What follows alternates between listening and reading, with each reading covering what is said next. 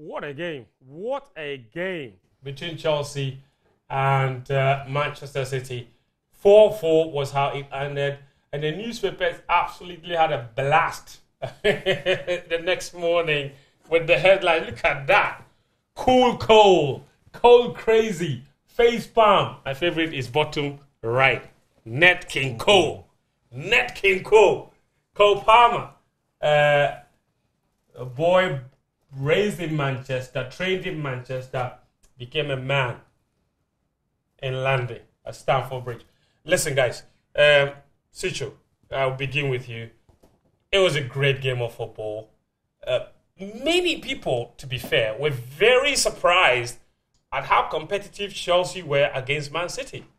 Yeah, and they would be right to be, because Chelsea have not been very, very competitive since last season. And there was always an element of, okay, they played against Arsenal. There were spells in that game which also looked very poor when Arsenal came back to make it 2-2. And there were spells which also looked very great. Then they played against Spurs. Spurs went down to 9 men, so we couldn't quite judge how good they could be.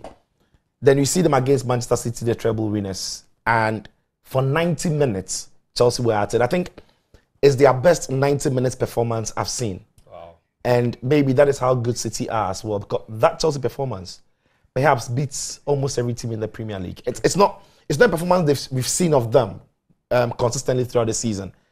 I think it's a one-off on the back of which they can build on, because there were many, many good things that Chelsea did in that game. But I also think that the way Chelsea played is exactly how City do not want their opponents to set up against them. And again, Pep Guardiola might go back and look at the way he set up his team and be thinking that maybe he also gave too many spaces to Chelsea to operate in. Because straight away, when you look at the way City's backline looked like, it looked like a back three with Walker, Diaz, and Vardiol, with Akanji stepping in alongside Rodri in midfield. But the problem with City's backline was Walker and Vardiol were not close to Diaz. Walker was playing like a right back, and Vardiol was playing like a left back. So when you have a mental picture of what I've said, Diaz had too much space to defend in either side of his body. Yeah.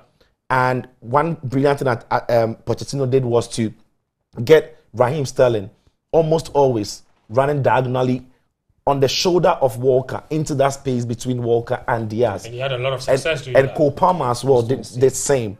So what that meant was, straight away, it would drag City's midfield backwards, which Pep didn't want, because he really wanted Akanji and Rodri to be in midfield. But then they had to draw back and defend those spaces. Bernardo Silva and Julian Alvarez then also have to back it up.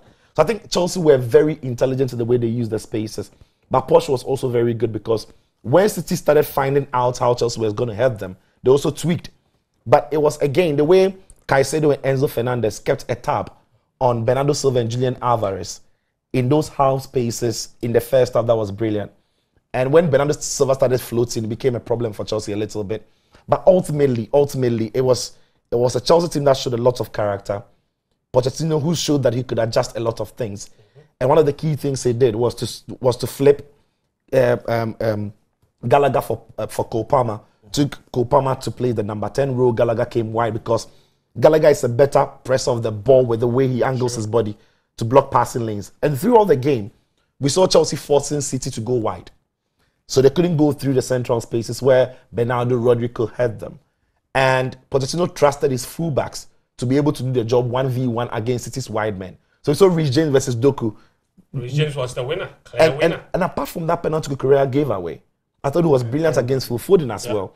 The only time Chelsea started struggling with balls in behind that backline was when Alvarez and Bernardo Silva started making those runs in those half spaces. That resulted again in that second goal for Erling Haaland, with City's third. But I think it was a game that had everything. Yeah. The tactical chairs, the responses we expect from teams, couple of mistakes here and there. As a neutral, I absolutely loved it. Yeah. 8-goal thriller, Premier League classic, 2 top managers, Chelsea showing that on days like this, they can be that. But the question now is, can they do this consistently? Build on it. Yeah. Because Pochettino himself has said that they need to build. In fact, he said he was rather sad that they were going on the international break. Yeah, that's the kind of momentum you need for the next game, isn't it? Yeah. And Daniel, listen, I give you a lot of credit, because right from the very beginning, you said Chelsea was not a bad team. Right from the very beginning, you were insistent. You said they were creating the chances. They were a very good team. They just needed to start finishing. Now that's 8 goals they've scored in 2 matches. The problem is how many they've conceded, obviously being 5. But they're beginning to score now. And on top of that, I just found this clip. And just take me to the confidence with which Chelsea play from the back is unbelievable. The way they bypass the City press. Listen, like Pochettino has got his imprint all over this team. And you just wonder, what is the next step now? Because so far it looks like they're doing a lot of things really well. What is left before Chelsea can start? Because they did great against Arsenal, did great against Liverpool, did great against Spurs, did great against Manchester City. But when it come up against the teams that sit deep with the low blocks, they still struggle. Yeah. Look at the ease with which... Yeah, about 10 minutes to the end of the game, I tweeted that Pochettino is a damn good coach. Now, this is why I said this. You see, first of all, let's establish that Manchester City have, under Pep Guardiola, have established themselves as the dominant team in Europe. They are, if you want to beat them, most teams do away with their philosophy and try and adjust themselves to be able to compete with Manchester City. We've seen it several times. Even Bayern Munich had to do that last season. Real Madrid had to adjust a bit. And it's usually City who goes on to impose. Now, and this is per my observation, I've seen only 2 managers stick to their principles against Manchester City and still be able to compete. Pochettino, when he was at Spurs, True. He maintained his style. He beat City once. He never compromised. He never compromised. Yeah. Pep gave him a good beat, and that was cool. But he also got a very good win at White Hart Lane. Klopp never goes against his philosophy when he's facing Manchester City. And that is why we see a lot of classics between Liverpool and Manchester City. Because Man City are playing their game, Liverpool are playing their game. And let's see who is better. Now, I didn't expect Poch to approach the game the way he did. Why? Because when you want to insist on your principles, you need a certain level of quality to be able to do that. And in terms of individual quality, the Manchester City team were far better than this, or they are far better than this Chelsea team. But this is where coaching showed its superiority in this game. And this is where the class of Mauricio Pochettino came to bearing. The instructions he gave to the players were so tailor-made to the profile of the players. It just worked. Sijo talked about the importance of the switch between Gallagher and Cole Palmer. That was brilliant. Most people who watched it would think that the switch was in a more attacking sense, to allow Cole Palmer have his, because we've seen more times this season when Cole Palmer comes into the number 10, Chelsea are now going to control the game. They are trying to fashion our chances. That move was to thwart what City had now started doing on the left-hand side as a result of what Pochettino had done in stifling them down the middle. Yeah. So then he makes that switch.